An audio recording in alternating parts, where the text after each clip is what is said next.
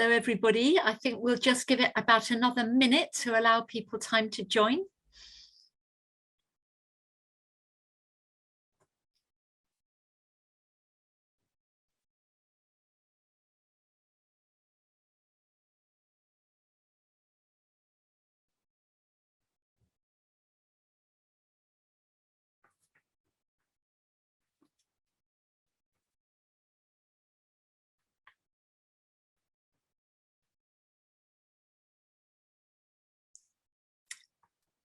Okay, so I think we'll begin. Well, welcome everybody online, wherever you may be around the world.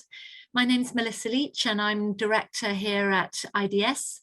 And I'm also really privileged to be the co-lead of a very important project at the moment involving the cataloguing and the sort of resurfacing of the British Library for Development Studies legacy collection, which and this seminar today is part of a series of events that we'll be holding, have been holding, and which will accelerate as the project to catalogue and bring to light that collection sort of comes to an end towards the end of this year.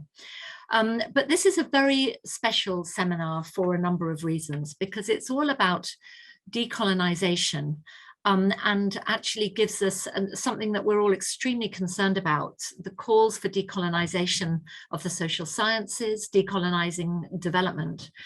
But it's often very hard to actually pin down what one can really do. And sometimes those calls for decolonising are led without very much evidence from diverse parts of the world, really to show how we can bring diversity and challenge power hierarchies in knowledge in the areas we're concerned with. And this seminar today, I think, will begin to explore how histories of economic knowledge, and especially those that are centered in localities and countries in the global south, can really help reflect on what decolonising the social sciences or development might mean in practice. And the context is that the BLDS legacy collection includes, amongst the many materials it holds from Asia, from Africa, from Latin America in the post-war period, an incredibly rich set of economist writings from these parts of the world. And Gerardo Serra, who is one of the speakers today, has been absolutely instrumental in both recognizing that these are there and in actually bringing them together in a sort of sub-project as part of the legacy collection. So what we're going to hear about today is work that's going on to create the first digital archive of the history of African economic thought. We're going to hear about the exploration of some totally forgotten texts and what they can mean for filling some gaps in intellectual history around economies and around development, and a unique window to begin to imagine what it really means to decolonize economic thought and all that stems from that. So we've got three really important people on our panel who'll be speaking today. First, we're going to hear a talk from Gerardo Serra, who's a presidential fellow in economic cultures at the University of Manchester. And his whole research focus is the history of economic thought in the 20th century, particularly in West Africa. And he's published extensively in this area and has got a book manuscript on the go with a focus on Ghana. Then we're going to hear some discussants' comments from Dr. Tinashe Nyamunda in Pretoria, where he's associate professor in the Department of Historical and Heritage Studies. His main research interests of financial history as well as informal economies, especially in Southern Africa. And again, he's extensively published in this area. And then the third person on our panel is Danny Millam, who is one of the researchers and cataloguers hard at work on the BLDS Legacy Collection project, from where he's speaking today. You can see the stacks behind him. And he will be there to answer questions, particularly about some of the more practical aspects of the cataloguing. But Danny's been absolutely central in actually the work that has surfaced some of these hidden treasures that we'll hear about today. So without further ado, let me hand over to Gerardo. And you can be beginning to think of questions that you want to answer, and we'll collect them in the Q&A. And when we've heard from all our speakers, we'll have some time for discussion. So thanks very much. Gerardo, over to you. All right, thank you very much. I'm just trying to share my screen. I think the slides. Okay, James, if you can go to the next. Great. No, before this. Yeah, here we are. So if we still, regardless of these two distinctions between postcolonial and decolonial theory, at least in the conversations I've had the chance to follow in terms of decolonizing economics and decolonizing the economics knowledge, it seems to me that this distinction is not so strong as it is, for example, in other fields like literary studies or postcolonial philosophy. But still, if we want to start by getting a broader sense of what it might mean to decolonize, I want to start from this quote by one of the key decolonial theorists, Boaventura de Sousa Santos, who identifies two dimensions. One that is negative, which consists in the constructive unveiling of the Eurocentric roots of the modern social sciences, and then a twofold positive dimension, which clearly had to do with A, linking back alternative forms of knowledge to specific situated social struggles, and B, to promote the emergence of these alternative epistemologies. Next slide. So the first case study I want to reflect upon is that of the Rhodesian Journal of Economics. And this is, I think, when I was going through this, the pages of this journal, which is very much a product of a very, very specific setting, right, of a pariah state, in practice a settler colony in spite of its political status. 1965, there was the unilateral Declaration of Independence. So we have a country whose economy is really established on capitalist racism and on the extraction and exploitation of African labor. So clearly, from this point of view, the Rhodesian Journal of Economics really reminded me of that quote from the preface to the first edition of Das Kapital, in which Marx postulates that there is a peculiar relationship between political economy as a system of thought and the material conditions underpinning it. So from this point of view, the Rhodesian Journal of Economics is a fantastic and disturbing example to reflect on how the construction of economic knowledge, racism, and capitalism are mutually constructed. Now, Tinashe is an actual expert on Zimbabwe and Rhodesia, and he can tell you all about it. But James, next slide, please. What do I mean when I think about the reification of capitalist ideology? So I don't want just to think about the content of these texts. I want to think about the aesthetics of it as well, and the kind of narratives about capitalism and modernity that are promoted through this journal. So there is a couple of brilliant examples, I think. The first, so we can see from these pages that clearly finance capital was one of the key funders and sponsors of the Rhodesian Journal of Economics, which is not surprising, but perhaps it said something interesting about the particular iconographies through which capitalism is narrated, and also conversely, whose voices are instead excluded. So here's a couple of brilliant examples, one from the Rhodesian Banking Corporation that says, "For banking as modern as our buildings." This other one is one of my favorite. "This Netherlands banker is an expert on foreign affairs." And I think this is an entry point into a broader set of considerations that really run through the history of economics in an African context, which is who's an expert and an expert of what? So again, the question is whose voices are we hearing and whose voices are being silenced. Next slide, please, James. At the same time, as I said earlier, there are some specific narration iconographies of the process of capitalist development as one that seems to take place without oppression and without exploitation, in some form of orderly, uncoordinated, bottom-up, harmonious matter. And there's a couple of examples here. One from the Anglo-American Corporation. It says, "For every person employed on the Orange Free State gold mines, 9 other people, including dependents, were eventually attracted to the area. Side effects," and I think this is an incredible expression to think about the peculiar narrative that is being woven here. "Side effects of mining development include the establishment of new roads, railways, electricity, and water supplies."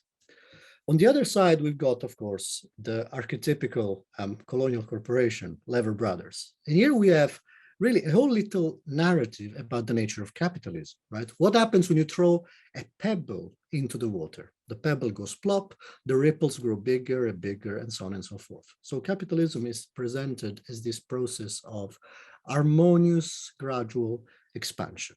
And given the particular context of Southern Rhodesian, I don't think I need to expand more on this to make you reflect as to what side of the story is not being told here.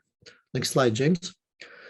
So one possible way of writing the history of African economics in a context like Southern Rhodesia is one that fulfills the negative side mentioned by Boaventura de Sousa Santos. So the critical excavation of the connection between capitalism, colonialism, racism, and productions of specific types of economic knowledge. Or if we want to put it this way, a political economy of economics, which doesn't just look at the production of discourse, but actually, especially in a context like this, as the kind of economic lobbies that had incentives to promote specific styles of economic thinking. Next slide, James. So different country, different approach. We move to Somalia in the years of Siad Barre, and we encounter this fantastic series of working papers on camels. Now, the big news is that camels are actually really interesting. Before reading some of this stuff, I even thought about it. Now, these matters, leaving aside the camels, for a series of reasons. Firstly, because even though I'm not an expert on Somali history, my impression is that post-colonial Somalia is rarely treated as a site for the production of scientific knowledge. So there's many stories that need to be told here.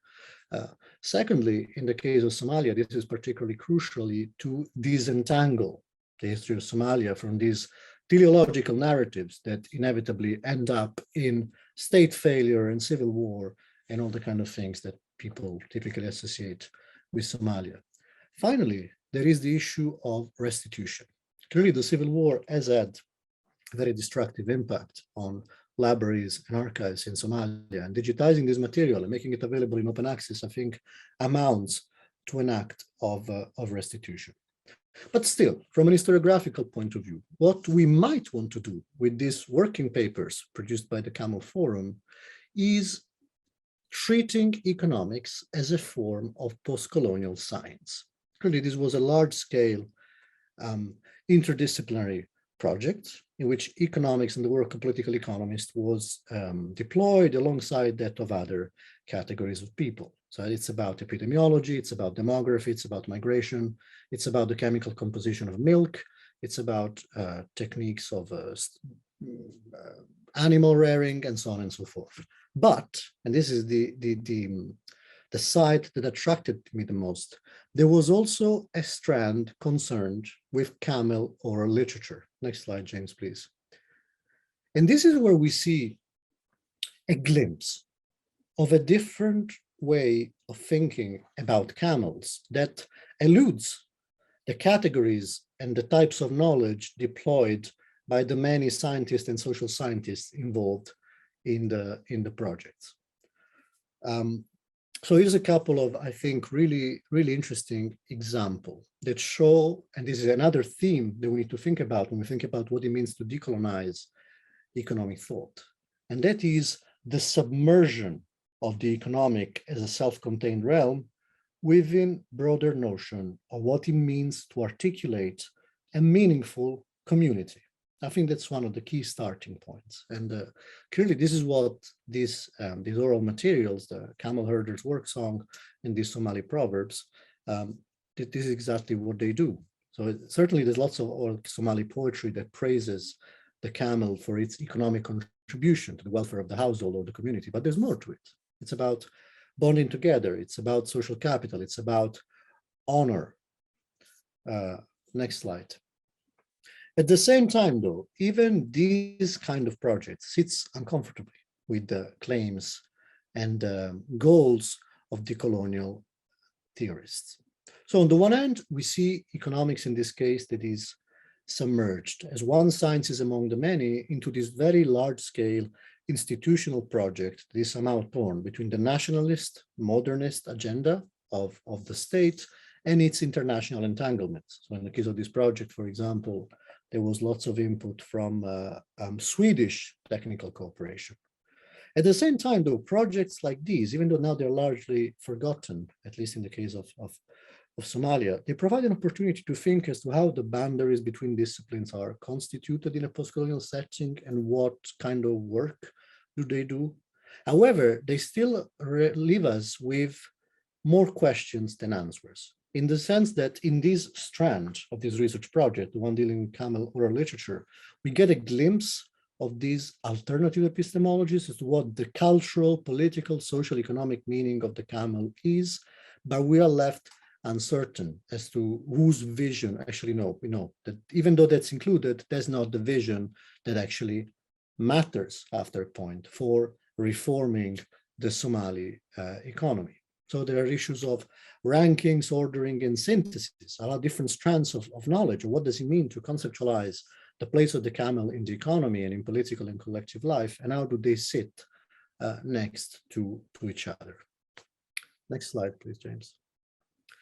Third case, the one that sits perhaps more comfortably with the ambitions of decolonial and postcolonial theorists, to think of some of these publications in economics and the social sciences as forgotten chapters for what would be later seen as the emergence of postcolonial and decolonial theory in itself. And of course, in the African context, one of the key thinkers who has been reflecting on these themes is the Congolese philosopher Valentine Mudimbe.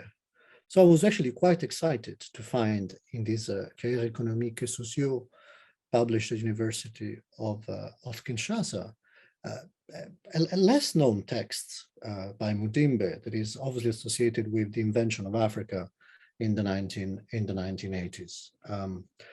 Now, I don't want to go into the detail of this very dense text.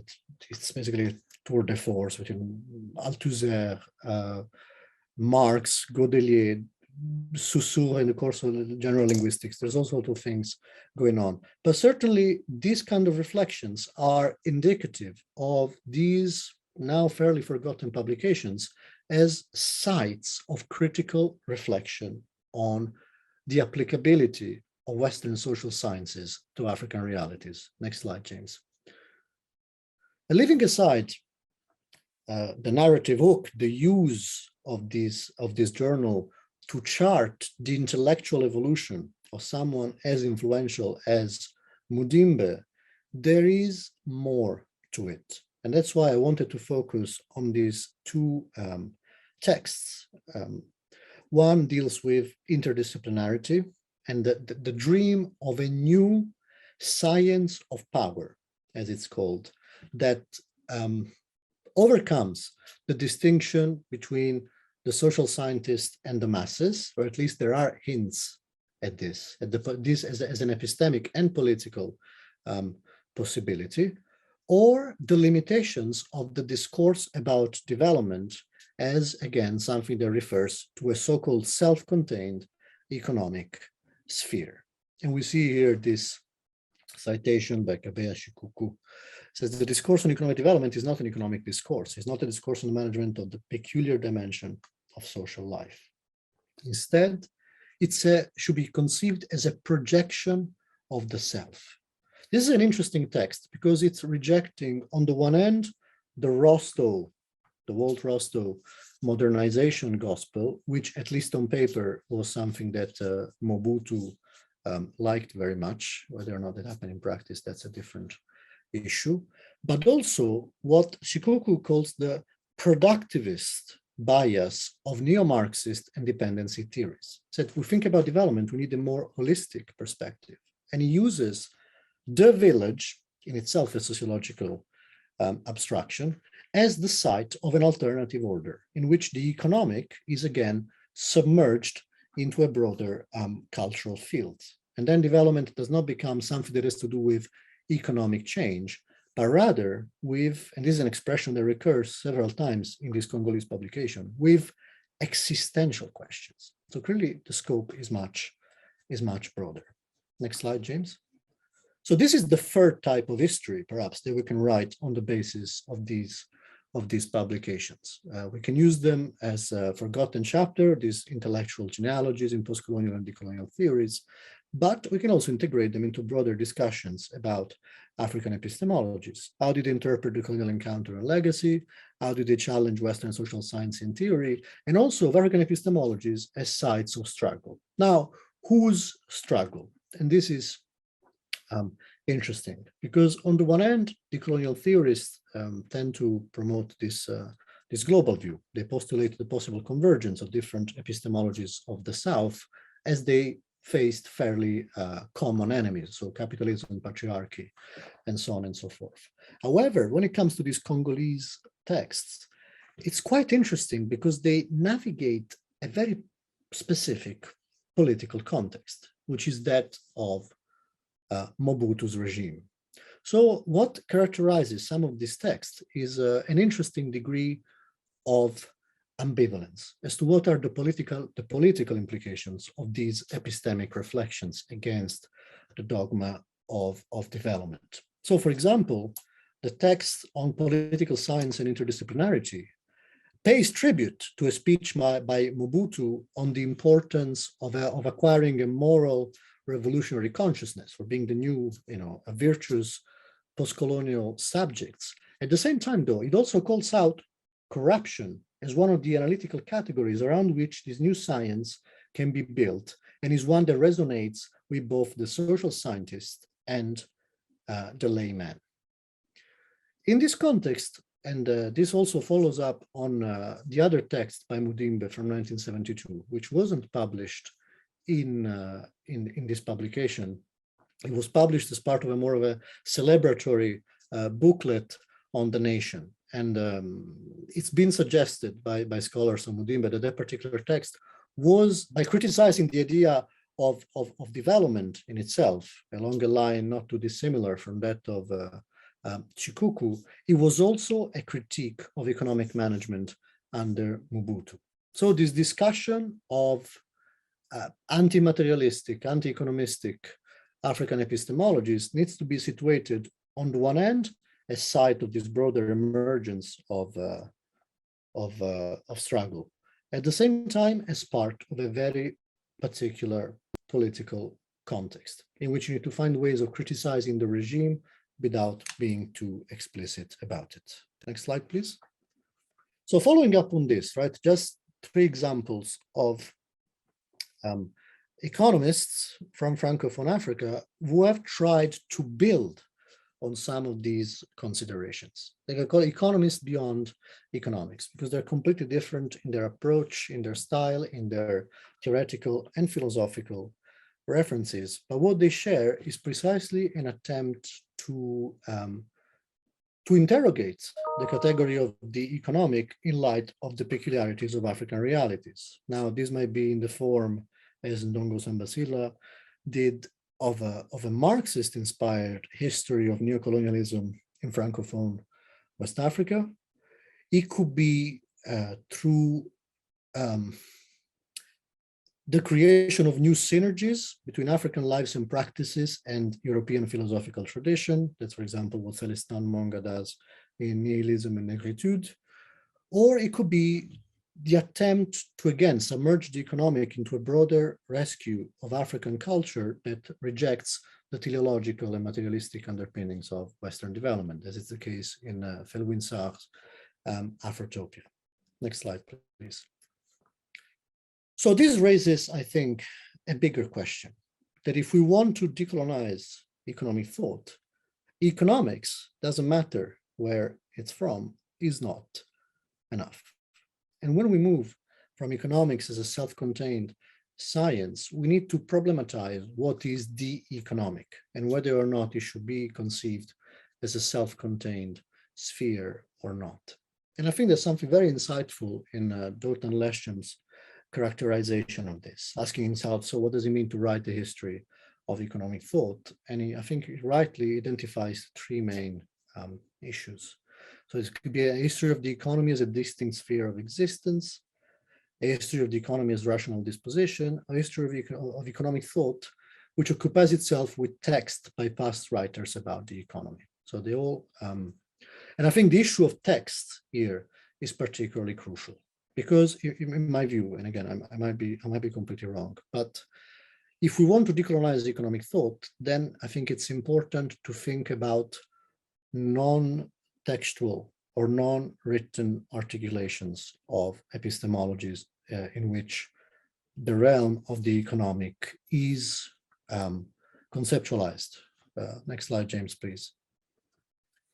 And here are some very different examples from very different periods, different places, and different registers. But I think these are examples of African epistemologies that carry important insights that I see as contributions to economic thought, but would obviously be excluded from the canon of the conventional, both economics teaching, but also writing in terms of the history of economic thought. So we have a foundation myth, which was recorded in the 18th century in Ghana by this Dutch trader, which reads to me as a commentary on global economic inequality, even though the term obviously didn't exist.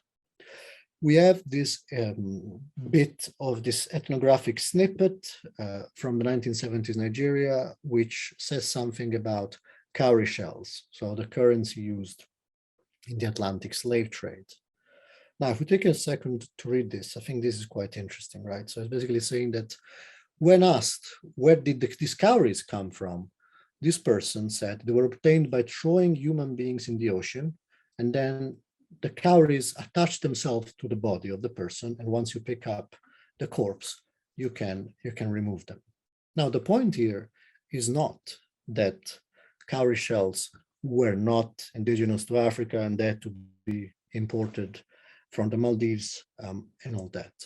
The point is that this insight says something very important, it's a very important consideration on the relationship between wealth in people, as Jane Geyer defined it as an African paradigm of wealth, and wealth in things. And namely the fact that monetary wealth always comes at a price. It's a vernacular understanding of Africa's place in global capitalism.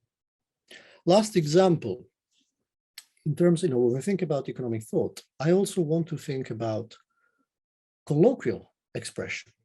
So for example, this expression, brony wawu, was used to denote second-hand clothes in Accra markets. But what it actually means, it's a contraction of brony wawu, which means white person, you have died.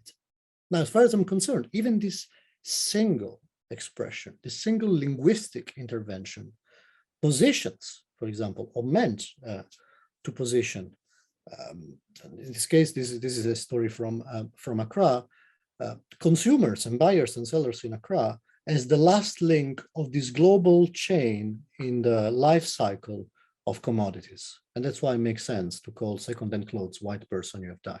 There is something really critical and powerful and insightful about this.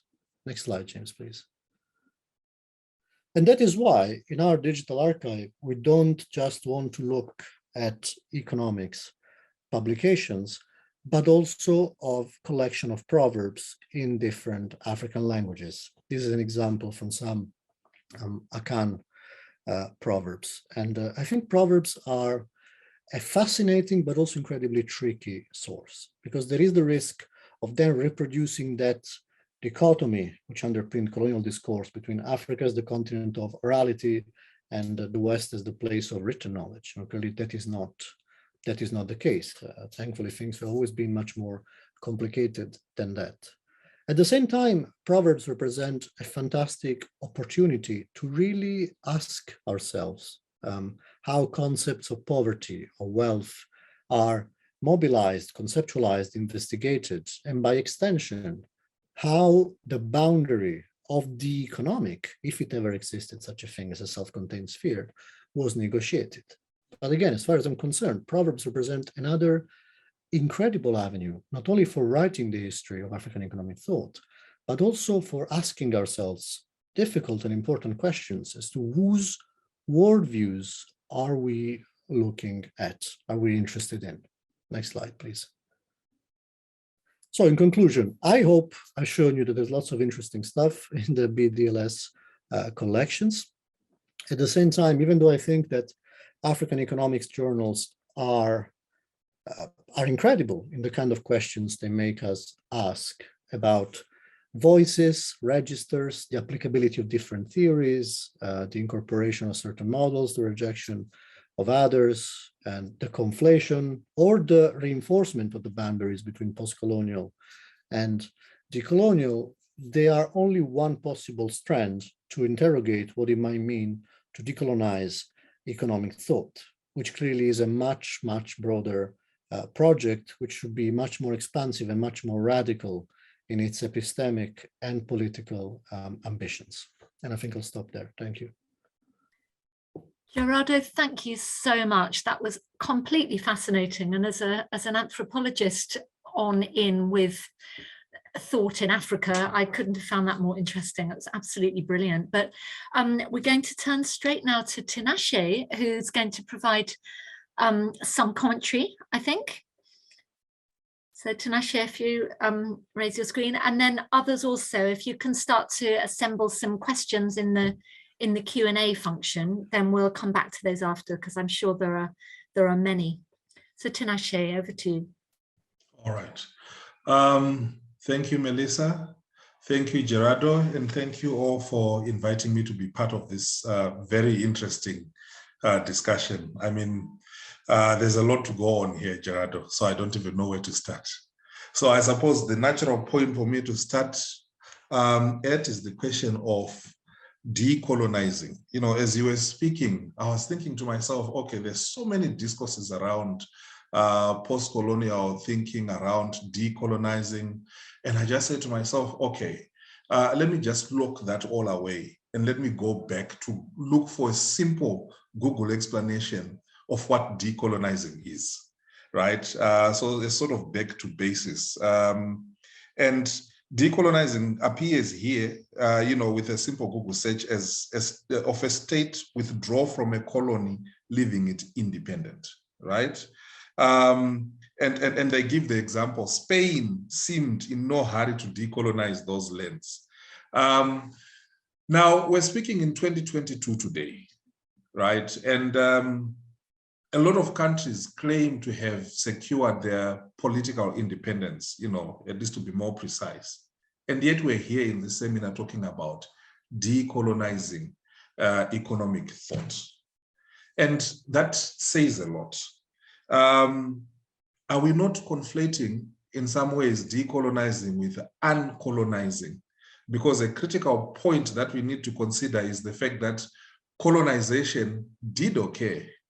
And it's a reality that people had to confront, right? And in confronting it, it created the kind of world that we live in today. And this colonialism came with it a political economy. And that political economy brought with it a very specific discourse, right? And here we're talking about a particular discipline, and that is the discipline of economics. Now, you and I have had these kinds of conversations a number of times, and I hope some people in the audience, you know, will say something about it. I often ask myself to what extent economics and economy can be looked at as synonyms, right? When we talk about economics, to what extent does it really speak to, or is it really related to the economy? To what extent is the economy, or rather economics itself, something that is applicable? You mentioned the question, the point that the application of European social sciences in African realities. So the journals that you picked, and I'll pick the example of the Rhodesian Journal of Economics, I think is particularly illustrative in making the point that you were making. You sent these journals to me just so I could look at a few of you know, the articles that were published in there from the 1960s onwards. And I had actually read those journals myself. And the kind of stories or the kind of articles that you see published in there are very illustrative of the economic thinking of a specific time. I remember reading one specific article in one of those issues that you sent. And in that particular article, it was a white farmer who was a part of this Rhodesian economic society, who was talking about how he went into the rural areas to help 2 African farmers whose yield was very low. So he used specific techniques to help them in the first year. And apparently, their maize production increased. And maybe 50 other people joined the scheme, which he said he couldn't manage, but he brought in some partners to try and help. 3 to 4 years down the line, the yields of all of these people collapsed. And who does this particular white farmer with his project blame? The very Africans that he had gone to help. And he did not look at himself or the ways in which he was managing. And at no point did he even acknowledge or consider the indigenous knowledge systems of those people in terms of how they managed their crop. Now, why am I saying this? I'm saying this because the Rhodesian Economic Society was a society of academics, of bankers, of farmers, and other people within white settler society who had come together to think about how best to manage the Rhodesian economy.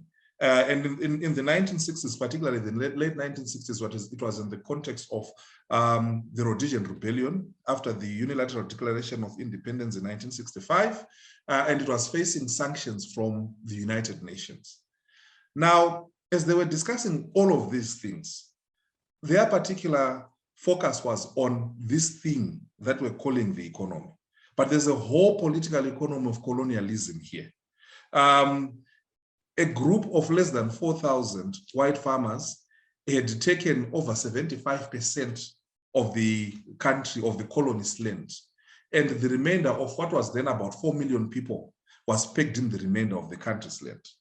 Now, if you take that context into consideration, and then you look at the article of this one farmer going to help those farmers, it tells you a very different story from what they are printing in this particular journal.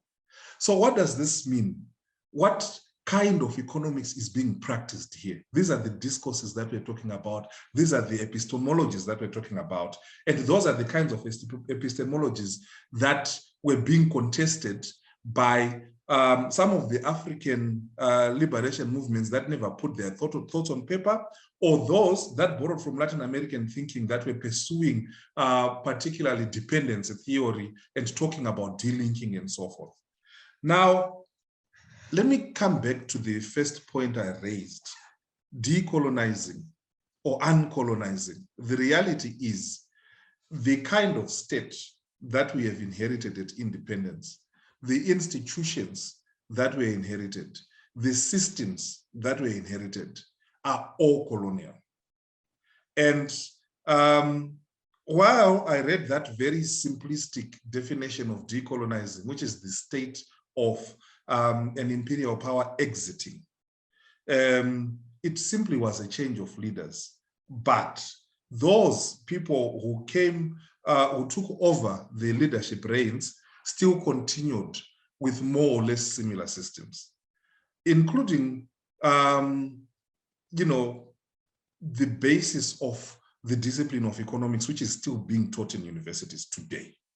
Now, if you look at the kind of material, never mind putting to the side what you've just mentioned, people like Viwa Mudimbe, Thandika Mkandawire, and a few other African scholars, if you go across the continent today, the kind of material that is still being taught is based on those epistemologies that were produced during and before colonialism, raising the question of the application of these social science, this particular social science, in the context of the African land space. So it raises the question to me, how then do we decolonize, right? And in trying to decolonize, do we fully understand what the colonial was?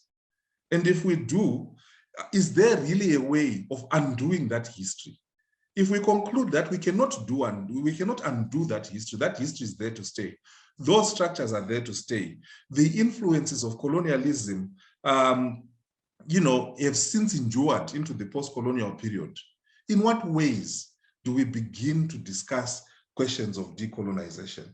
Now, I think this is why these collections at the British Library for Development Studies are particularly important, because what they do is they help us to recognize what it is that these discourses added in the construction of what was colonial.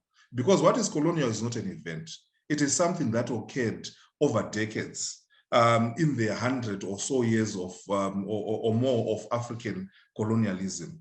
They allow us to look into the thinking, to understand the prejudices, to unpack and deconstruct the kind of thought that informed those that were at the helm of the colonial system and of colonial education. But they also give us an opportunity to reflect on the kind of discourses that still pervade economic thinking today. Because what I will suggest, and I will suggest strongly, is that a lot of scholars who are talking about decolonization, unfortunately, sometimes miss the specific, what's the term I'm looking for? It's a medical term, a diagnosis of what colonialism itself was. And when we talk about decolonization, it's either we're talking at cross purposes or we're flying over it at top speed. And this is the critical point that we've got.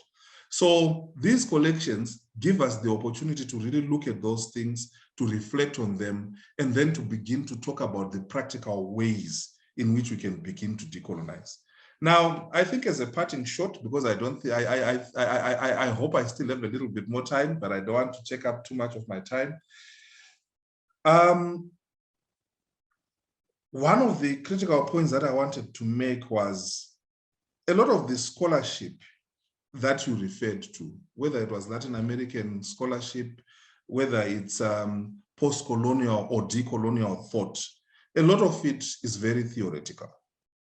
My call is to say, what are the practical ways, and perhaps this is a question to you, that we can move from the theoretical to the practical, right?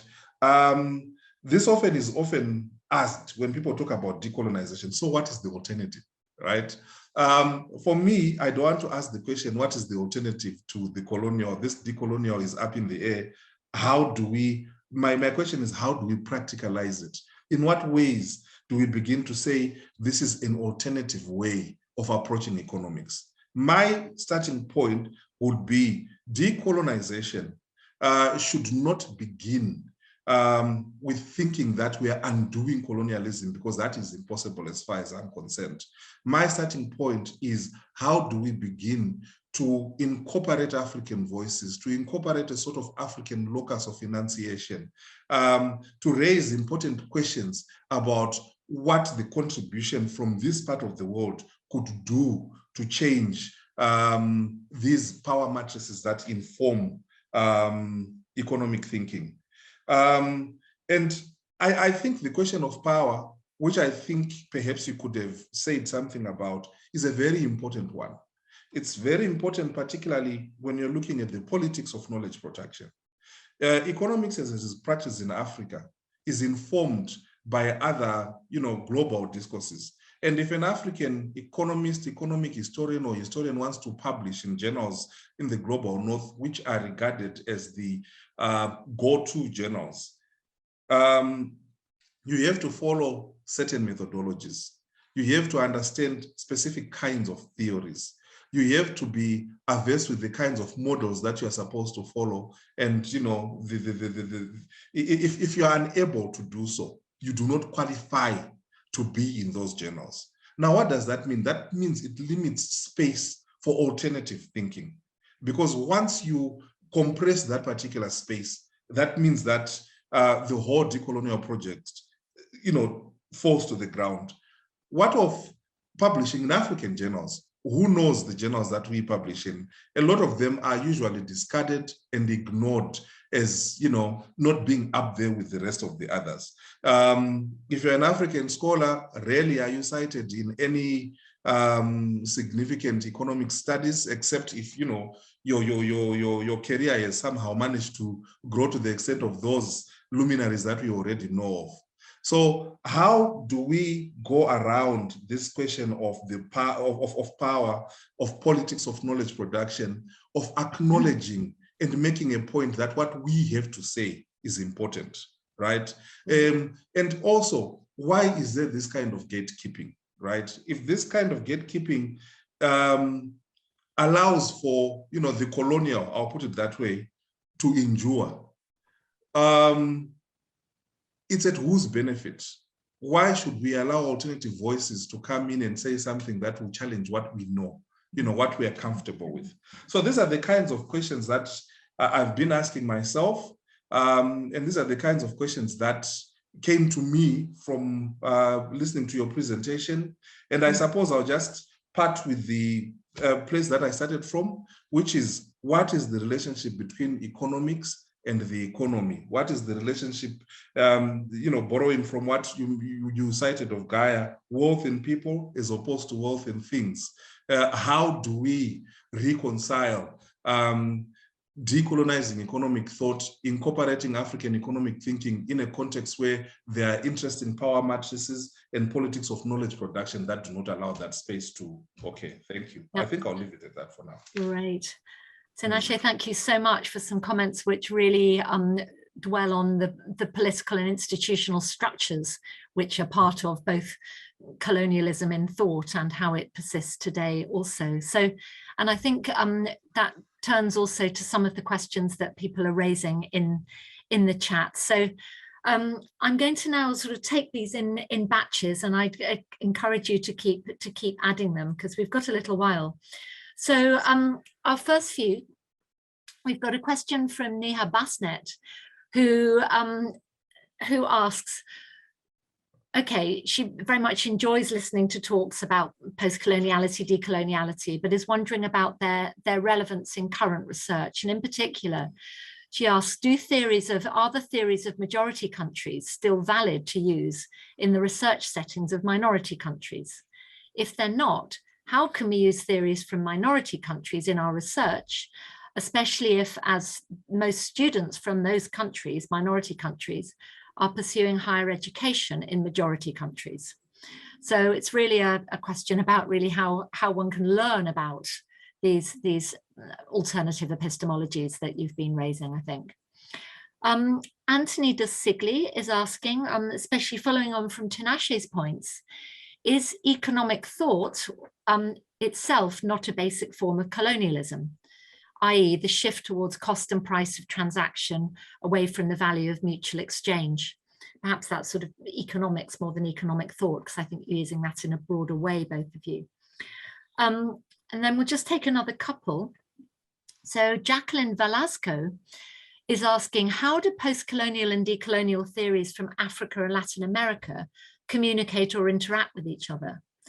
Will it be possible one day to have a general theory that allows us to understand the causes of underdevelopment from a post-colonial or decolonial perspective and offer alternatives to minimize the persistence of the negative impact of the colonial heritage? That's an interesting and large question. And then finally in this batch, we'll take one from Jonas Lindner, who's at the University of Würzburg in Germany, and says, thank you so much for your fascinating insights and compelling arguments. I'm convinced that discussions and practices of decolonization need to be at the very heart of institutionalized knowledge production. However, the ways in which we often talk about coloniality and colonial knowledge systems frequently still reproduces power structures, e.g. using big words like genealogy, epistemology, and so on. These exclude many people from taking part in the discussion simply because they're not fluent in using such vocabulary. So there's a question about, are the practices of language around which we talk about decolonization actually themselves opposed to the ideas of decolonization? So a set of really interesting questions. Maybe turn back to Gerardo first, and then Tinashe, offer any reflections you have on those. Yeah, thanks. Thanks, Tinashe. Thanks everyone for the question. I don't know where to start. These are all huge. But let me just say something which builds on some of the things that Tinashe says, and perhaps link to some insights that might be used to address some of the questions, which is to bring it back to the archive.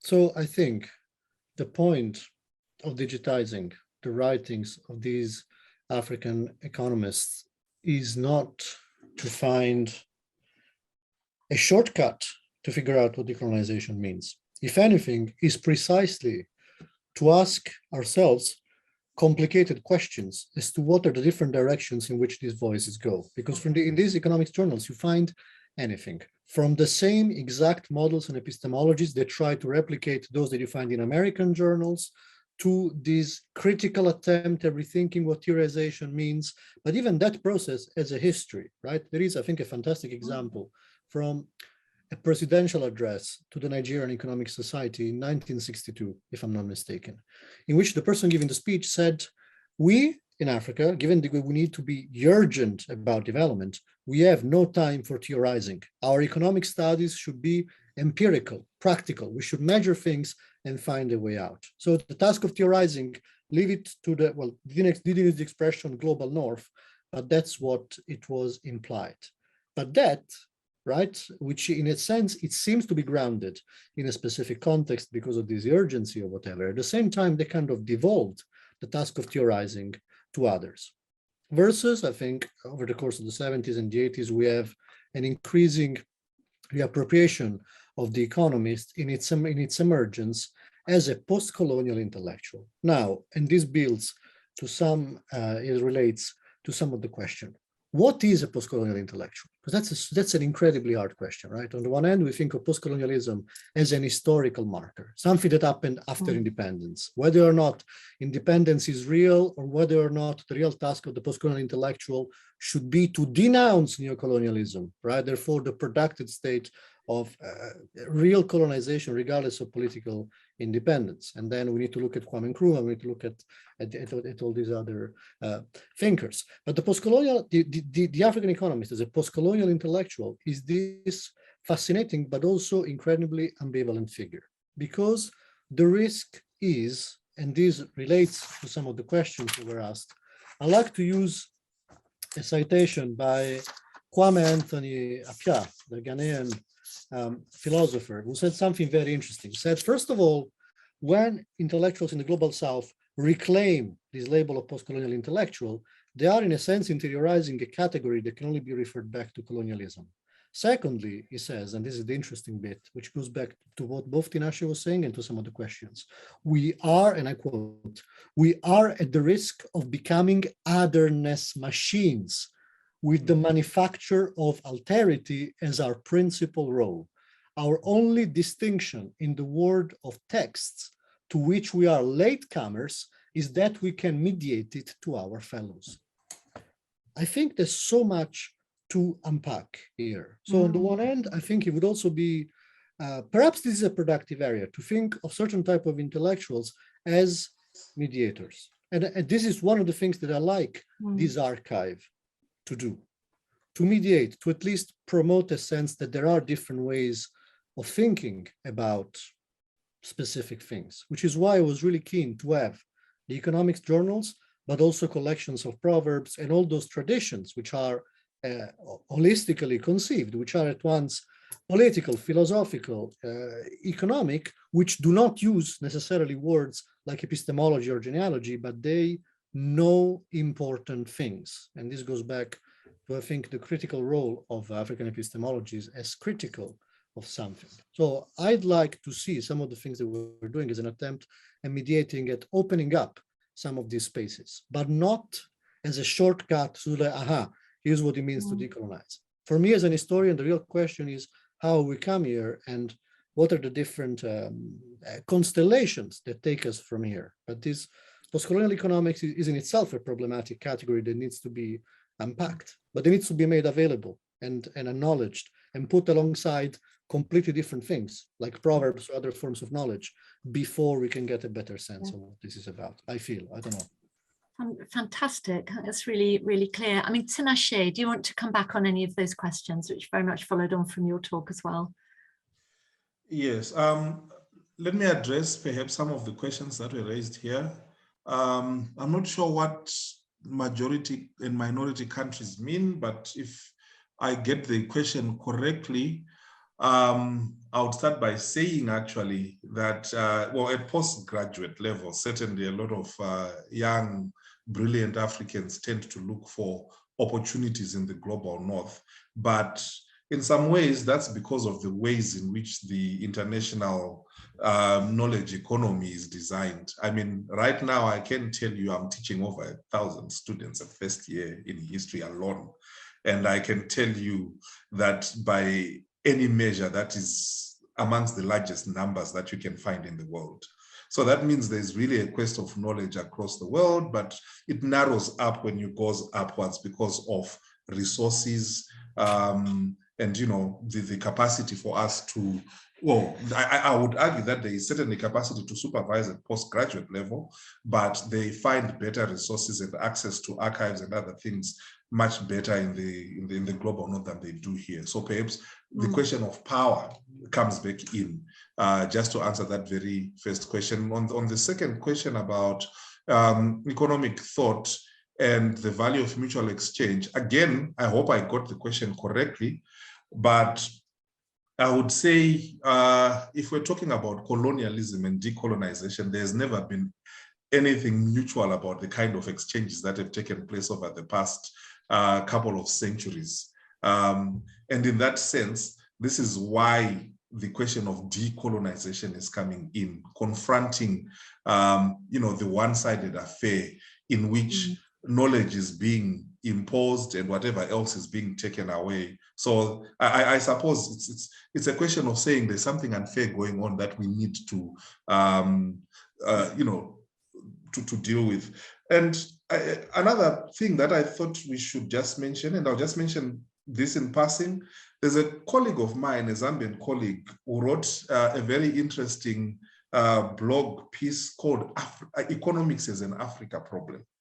And I'm just going to take hopefully less than a minute in making the point that I want to make.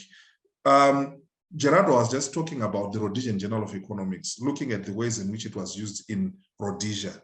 I will talk about Zimbabwe, perhaps in 2 or 3 sentences, and tell you that the kind of experts that we have managing the Zimbabwean economy at the moment are all orthodox neoclassical economists trained in the global north, whose solution to what is called the Zimbabwean crisis today is using monetary policy and fiscal policy without looking at something that is happening actually on the ground. And this has caused a big disconnect between people's problems on the ground, who don't have anything to eat, who do not have you know, medical access to medical care, who do not have access to basic social services. But whenever you buy a newspaper every day, you're being told that you are trying to improve the economy by looking at these and those figures, by trying to move this particular monetary policy and so forth. So in that context, when you look at that and you come back to the question of economic thinking, this is, I think, what practically we're talking about. How do we bring this kind of imported knowledge to resonate with the actual realities on the ground? And in that particular context, how do we reconcile those two? How do we make it practical, and how do we make it work for our economies? Let me leave it at that. Okay. Wonderful. Really, really great answers. So we've got a few others coming in. So Jacob Norris is asking, particularly to Gerardo, could you expand on some of the religious influences on economic thought that you've come across in the IDS collections?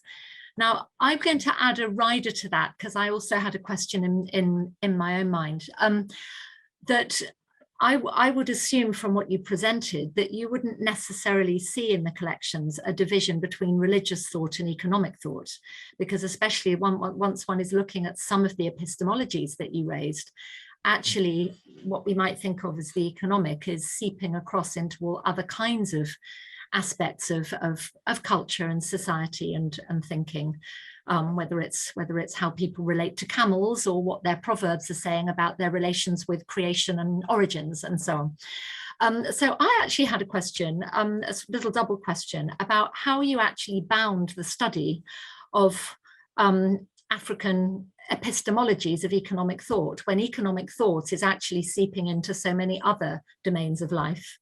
And then the other question was, how much of that is there in the BLDS collections themselves? Because I know that in the digital archive you're talking about, that actually is blending some BLDS materials with some of these other libraries, including the Proverbs.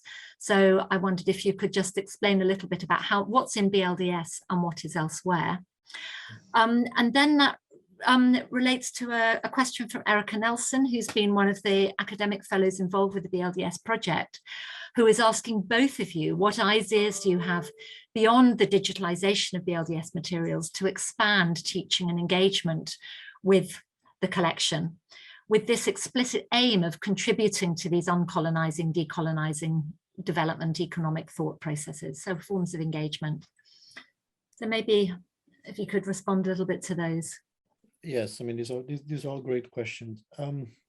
First, I wanted to go back to a couple of things, which is building up on what Tinashe said on the question about economic thought and colonialism.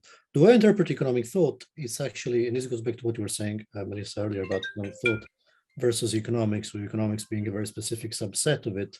The way I interpret economic thought is much more expansive and broad, and therefore it is very much consistent with theories of mutual exchange, with anarchism, with all sorts of different political visions. However, if there is something colonial about economics, perhaps this is not just something that can be unpacked historically or in a particular political context, in the case of Southern Rhodesia. Perhaps the discussion is methodological, in the sense that economics has been the most imperialist of the social sciences, in the sense that it's colonized other realms. And suddenly, so this kind of cuts across the geographical distinction between global north and global south. And we see specific tools designed by economists colonizing sociology, political science, and so on and so forth. So that's a whole other realm of the conversation as to what is imperialist or colonialist about economics. I think that's a crucial thing to keep in mind.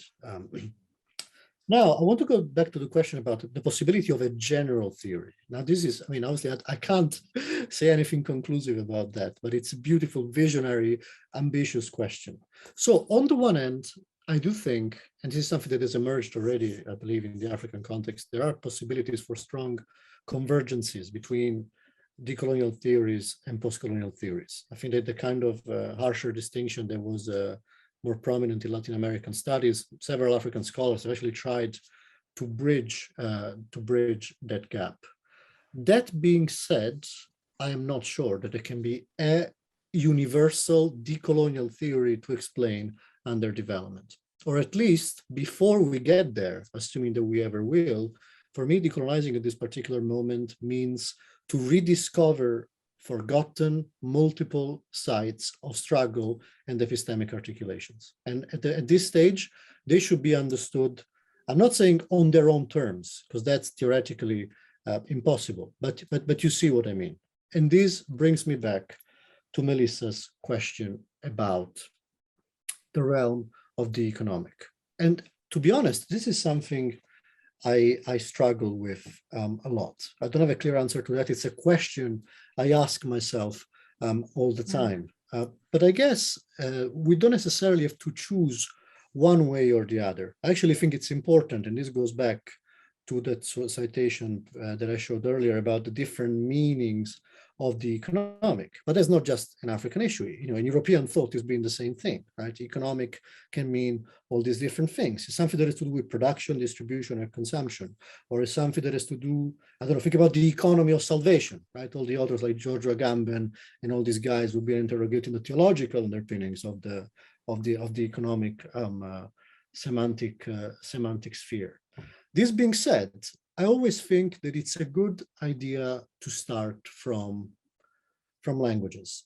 And certainly, I think that's a very prominent and promising area of research. I think of John Peel, classic article on the Yoruba concept of development. I think of more recent discussions on whether or not the Swahili word Mandaleo means development or progress in the same way as we understand it. And I think of the ways in which, because obviously the economic is a self-contained sphere, we understand it in Western thought, so to speak, only in opposition or mutual relationship with the political. So this is perhaps another way of asking these questions. Are there words in different languages that embody this distinction? And if I think of Asante of Ghana, which is the area that I'm most familiar with. For example, there are scholars that have been argued that when we think of sovereignty in Asante, this is predicated on the fact that the Asantehene, the king, is both the taking one, the Ojifo, and the all-powerful one. And these might be mapped, although incompletely, onto the economic and political realm respectively. But it's all very open-ended. I don't know about teaching. Now that's a great question. I think certainly there is much that can be done. But first of all, I would like to see what other people make of it once this archive is out. I'm interested in decolonial pedagogies, but I'm not by no means an expert on it. And there's people who actually are much more qualified than me to actually think of new ways of doing things. From my point of view, this starts at the micro level with the proverb side of the project, with which I wanted to involve African students in Manchester or students of African descent who actually speak this language, and do this kind of little workshop together, reading these proverbs and selecting which ones speak to these different definitions of the economic. But obviously, this is still a pilot. The way it's conceived, this is just a pilot project at this stage, which hopefully will become much larger in the future. But let's see. I mean, there's lots of possibilities. And to conclude, going back to Melissa's question, so far, the way the archive is conceived, there are three key collections. One, which is the BDLS one, which is mostly the social science journals published in African universities. Then the proverbs are actually drawn from different sites and repositories, but the really important thing to avoid another essentialization of African thought is not to think of a proverb as something ahistorical that is always valid. So the idea is also to compare different editions of proverbs in different languages and see why some proverbs are more likely to survive than others, investigate their condition of transmission and reception. And this brings me back to the third collection, which is the Bibles. Now, Bibles in African languages. These are located in the John Rylands Library in Manchester, and they have an amazing collection of first translations of the Bible into different African language. Now, that for me is a crucially important attempt to really unpack how the construction of an economic sphere is tied with colonialism through linguistic intervention, through the task of translation.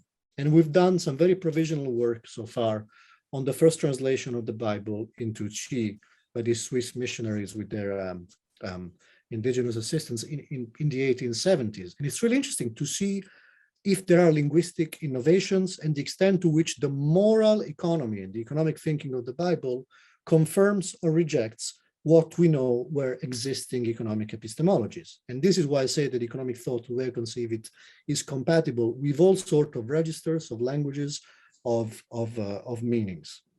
So I would say the language is really one of the way forwards to actually think about this. It might make the creation of a general theory, so to speak, much harder, but I suspect that's where we should start from and ask ourselves what is gained and what is lost in all these processes, these interventions in conceptual and linguistic transformation.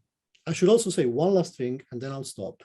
And that is that the fact that we emphasize the Bible is for practical reasons. But if we had the chance and the means and the partners to expand this to the amazing Islamic libraries that are huge, important containers of African thought, economic and otherwise, that would be absolutely stellar.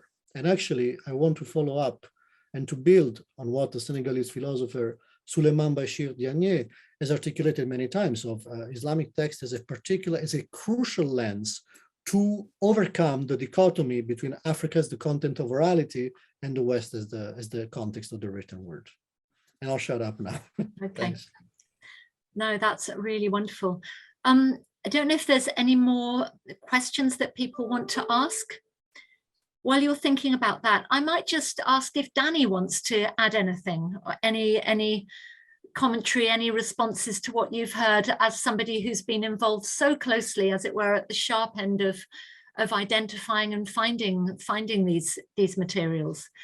And I think one of the things I've been interested in with the economic materials in the collection as well is where where you draw the boundaries, Danny. I mean, how as you've been finding, is there a distinct category of economics related journals, or are the kinds of materials that Gerardo and colleagues are using actually distributed across other aspects of the collection, or anything else that's come to you in your thoughts about this particular dimension of your cataloguing work? Yeah, thanks for that, Melissa. I was thinking about this actually when I was listening to Tanashi before.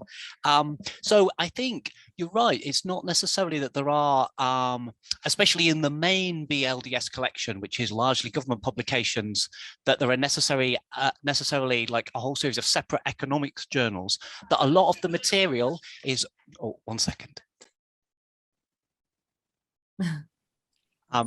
Sorry, I just shushed the librarian there as well, which probably wasn't great.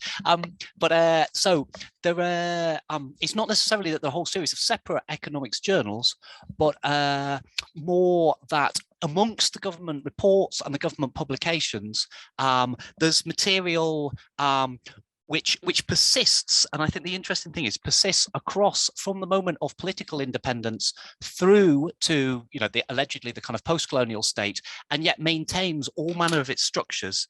And so you can see that I wrote a very short little blog post on the instance of Rhodesia and Zimbabwe, looking at, for instance, at reports of what was Air Rhodesia and then became Air Zimbabwe. And what seemed to me, again, no expert in the field whatsoever, was remarkable was, in one sense, like how many of the kind of aesthetics changed in terms of the depictions that were used in the images there, but how many things remained the same. You could see a very similar editorial board. You could see that the reports were structured in the same way. And all of this is kind of replicated in different countries as well, and in different departments, where you can see, just as Tanashi's pointing out before, that you may have political independence, but all of these structures are maintained. The same departments are there. And obviously, this is going to, this means that you're not going to move to a decolonial state straight away, even to me, who's like obviously no expert in the history here. And then I guess the other thing that I wanted to flag up, just picking up from what Gerardo was saying, was to do with proverbs. And again, this is just an observation from the cataloguing that we've been doing. So we've found a huge number, it's really interesting actually, of runs of journals produced by different harbours or different transport institutions across different countries, particularly in Africa. And so these would be, I guess, journals for people working in the area, ostensibly very, very dry. But in fact, once we've dug into them, we find all manner of pages in many of them, which are devoted to a whole page of proverbs. There might be a whole page of jokes as well. There might be a whole pages again of kind of stories, and all of these things obviously are drawing on the kind of trade and economic circumstances in which they're cited, so that they are informed by the economics of the time. Many of these are from the 60s and 70s. And so although I think from what Gerardo was saying before, they could be looked at as in essentialist terms, in fact, they're very kind of contingent upon these circumstances. So there's all manner of that material, which you really have to kind of dig in, and there's hundreds of thousands of items in this collection, dig into it, and you can draw out all manner of things from there that, again, are not necessarily apparent on the surface, and would definitely kind of merit in themselves like in-depth academic study. Sorry, that was a rather random selection there, but hopefully that's kind of helpful. No, that was really great, and also really clarifying for the many people who are on this call, who I hope might want to make use of the collections when they're fully opened up towards the end of the year. So we've got one final question, which I might ask each of you, Tanashi and Gerardo, to give a final comment on before we close. This is from Peter Taylor, who says this is such a fascinating and useful discussion. And he's asking, to what extent does the term decolonisation itself help or hinder efforts to create a collective, truly inclusive path to address the knowledge inequities and power asymmetries you've described? How important is it to keep that term current throughout this debate in all contexts, contested as it may be? Or is it more helpful in some contexts than others? And I think this is really relating to a very live debate that we're all having at the moment about the helpfulness or otherwise of that term, and as it were, who owns it and who should own it and what it actually does. So any final reflections on that? Tinashe, you want to go first on this? Yes, I thought you should have the last word, actually. In any case,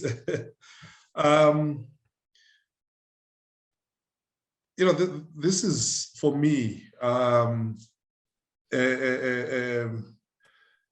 moving target, because it means different things at different times to different people and in different contexts. And to be clear, those nationalists who were fighting for independence in the 1960s certainly looked at what we're calling decolonization in very different ways to those kids in Cape Town who were calling for roads to fall.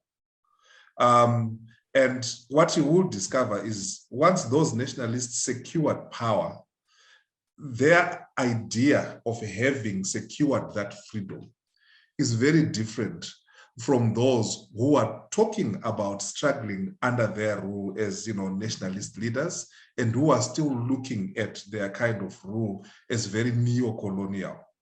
So I think Peter Taylor got it correct there when he says, does decolonization help or hinder a truly inclusive path? Particularly because it is such a contested term, even within the context of Africa itself.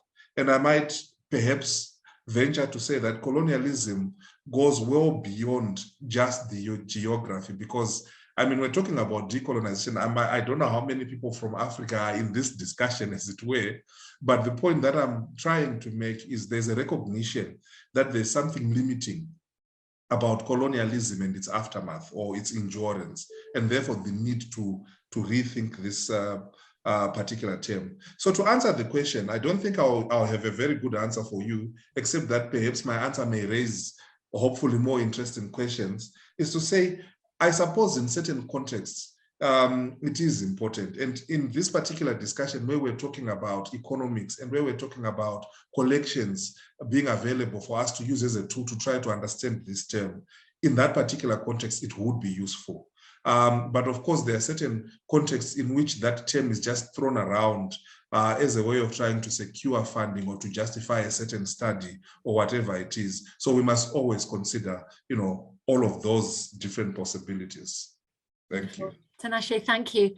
And over to you, Gerardo, for the last word. Yes, absolutely. I completely agree with Tinashe. This is indeed a moving target. And even though I don't want to essentialize historians, I think perhaps we are more comfortable than other categories in being okay with the fact that the term is contested, and that very contestation can be incredibly productive. So that is my stance.